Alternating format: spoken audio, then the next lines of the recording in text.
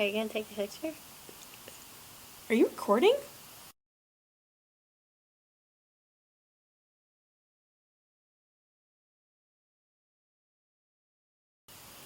Captain Crunch, because he gets to wear a cool hat and sail around the ocean, and his cereal kind of tastes like peanut butter. I would be Buzz from Cheerios, because that would be awesome to fly, number one. Two, I think I look good in stripes, and I could fly.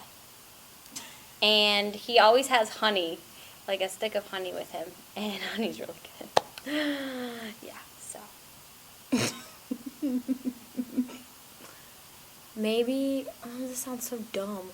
I was gonna say like the Lucky Charms leprechaun just because of like the whole rainbow and pot of gold thing, and the marshmallows are obviously the best part of the cereal. But then I would totally just be joke because I have red hair and it's the whole Irish thing. But I don't have a better answer.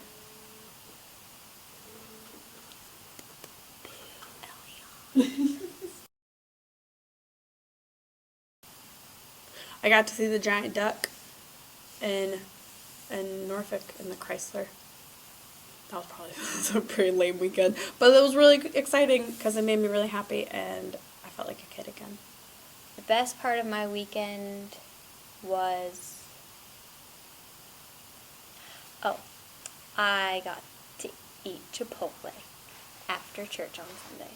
That was the best part of my weekend. Okay. Since the girl behind the camera is like ferociously pointing at herself, we'll be singing at youth. That was fun. Could you explain? With my sister. In a little bit more depth? No.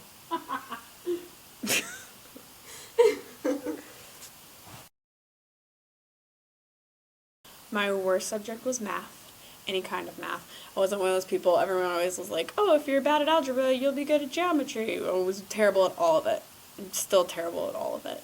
My best subjects, anything English related, I'm still very, like, that's what I want to do, stuff with writing. If I go back and learn something again, is that the other part of it? I kind of wish I had paid a little bit more attention in history. I still, like, sometimes I forget simple things that I should know, like dates and battles and things.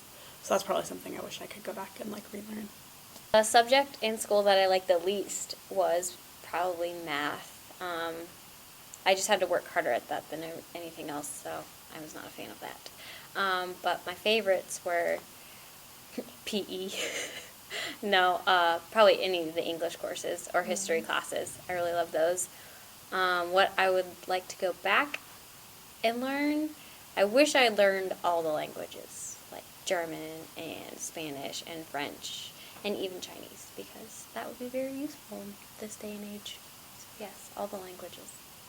Oh, I was a nerd in high school and middle school, and so honestly, I had like straight A's in everything. But honestly, I was like really good at math. I didn't like it at first, and then I really liked it. I didn't like geometry, but I loved algebra. Worst subjects, I don't know. I did really well in all of them. That's such a nerdy thing.